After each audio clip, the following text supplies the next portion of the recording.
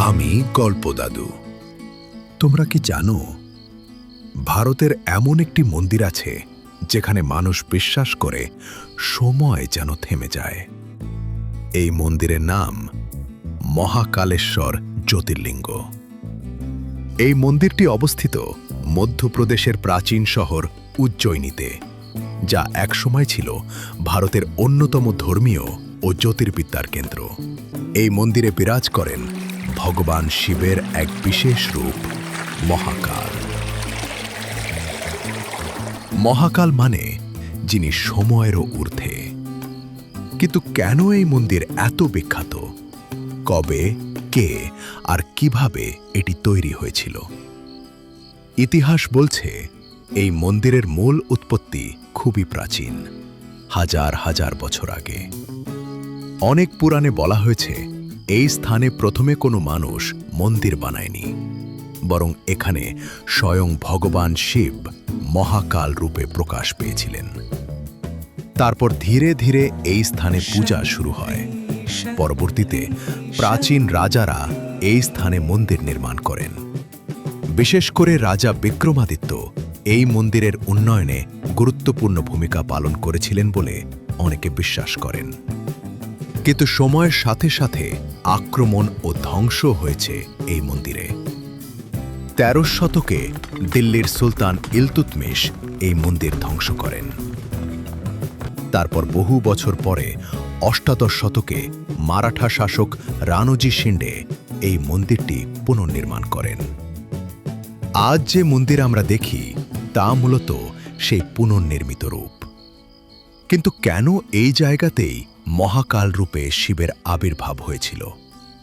এই রহস্য জানতে হলে আমাদের যেতে হবে অনেক হাজার বছর আগে। প্রাচীন উজ্জয়িনী নগরীতে একজন পরাক্রমশালী রাজা ছিলেন। সেখানে মানুষ শান্তিতে বসবাস করত আর প্রতিদিন ভগবান শিবের পূজা করত। কিন্তু একদিন দূষণ নামে এক অসুর সেই নগরীতে আক্রমণ করে। সে শিবের ভক্তদের ওপর অত্যাচার শুরু করে। ভয়ে সবাই শিবের কাছে প্রার্থনা করে, হে মহাদেব, আমাদের রক্ষা করুন। তখন হঠাৎ করে পৃথিবী কেঁপে ওঠে এবং সেই মাটির মধ্য থেকেই প্রকাশ পান ভগবান শিব মহাকাল রূপে। তার সেই ভয়ঙ্কর রূপ দেখে অসুর ভয়ে কাঁপতে থাকে।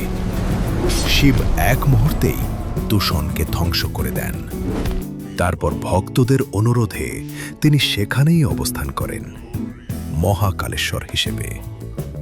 কিন্তু এখানেই শেষ নয়। এই মন্দিরের সবচেয়ে বড় রহস্য, এখানে সময়ের অনুভূতি অন্যরকম।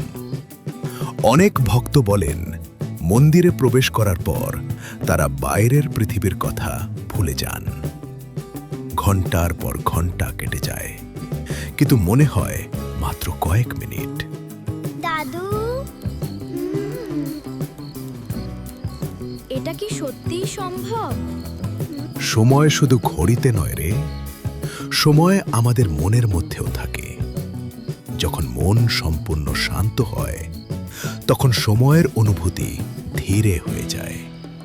মহাকাল মন্দিরে মানুষ এতটাই ভক্তি আর শান্তি অনুভব করে যে সময় যেন থেমে যায়। আরও একটি আশ্চর্য প্রথা আছে এখানে। প্রতিদিন ভোরে ভস্ম আরতি হয়, যেখানে শিবকে চিতাভস্ম দিয়ে পূজা করা হয়। এটি মনে করিয়ে দেয় জীবন একদিন শেষ হবে, সবকিছুই ক্ষণস্থায়ী, কিন্তু মহাকাল সময়েরও বাইরে। দাদু, তাহলে কি আমরা সময়কে থামাতে পারি?